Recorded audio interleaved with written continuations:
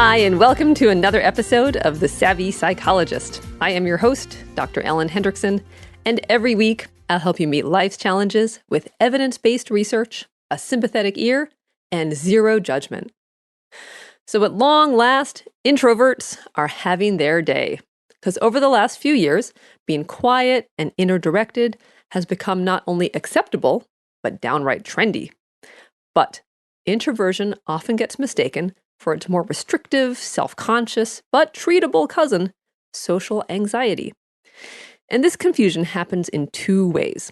First, the two terms often get used interchangeably. And then secondly, social anxiety mistakenly gets thought of as an extreme form of introversion. But while you can definitely be a socially anxious introvert, you can also be a socially anxious extrovert. For example, you may really want to go to the bar with your coworkers, but worry they actually don't want you there. Or you may crave company, but obsess about the possibility you'll say something stupid. So the two terms are actually quite different. Far from being a psychological tomato, the two are more like apple and orange. And this week, we'll talk about 5 big differences. So let's start with difference number 1. So you were born an introvert, but you were made socially anxious. Introversion is a trait, meaning it's part of your inborn personality. With social anxiety, while you may carry a predisposition towards it, you didn't come out of the womb with it. Likely, a lot of learning went into its development.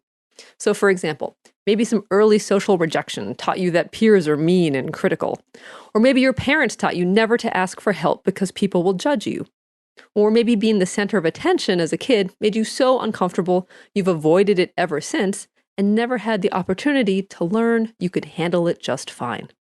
So the good news is that you can unlearn or relearn those early lessons about people being judgy, disapproving, or critical. Difference number 2. With introversion, solitude makes you feel good.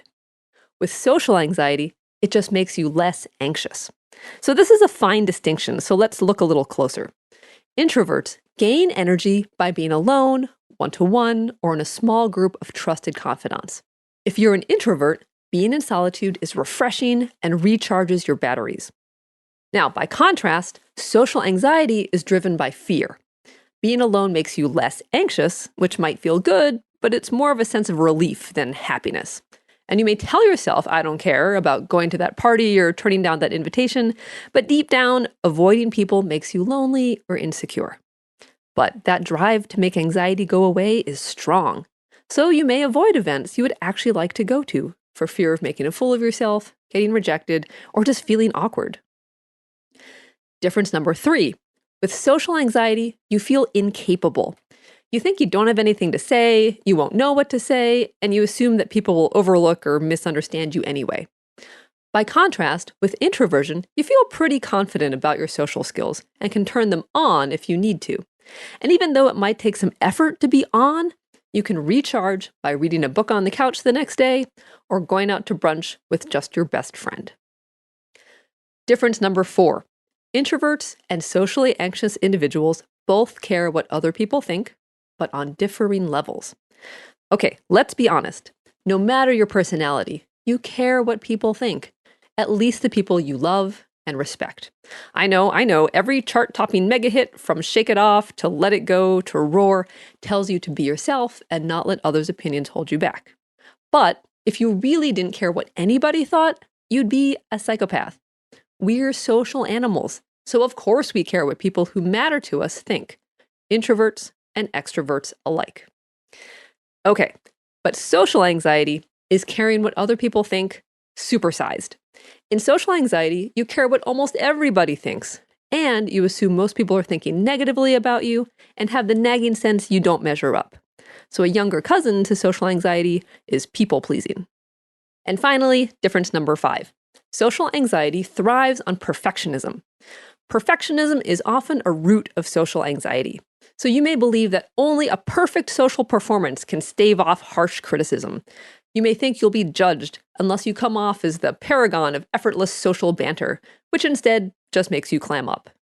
The socially anxious among us rehearse our fast food order while waiting in line, or talk ourselves through that customer service call before we dial the number, which robs us of the chance to realize the fast food guy and the customer service person have probably heard it all, from drunken life stories to sketchy confessions, and don't care if we stumble over our words. By contrast, with introversion, perfectionism isn't an issue. Why? Because there's no performance involved. So luckily, social anxiety is really treatable. And for more on that, you can check out 6 Ways to Beat Social Anxiety from the archive. You'll find a link in the show notes, or you can just search online for Savvy Psychologist Social Anxiety. Now, if you learned something from today's episode, please let me know by liking on Facebook, subscribing to the podcast on iTunes, Stitcher, or SoundCloud, or subscribing to the biweekly newsletter at quickanddirtytips.com/newsletters. Thank you so much for listening. I'm Dr. Ellen Hendrickson. Next week on the podcast, we'll cover the science of stupidity. We'll talk about 3 reasons we all do stupid things, even when we know we'll regret it later. Transcripts for this and every other episode, as well as links to the studies I mentioned, are always available on quickanddirtytips.com/savvy-psychologist.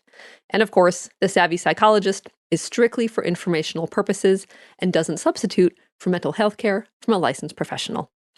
Thank you so much for listening. This show would be nothing without you, and I'll see you next week for a happier, healthier mind.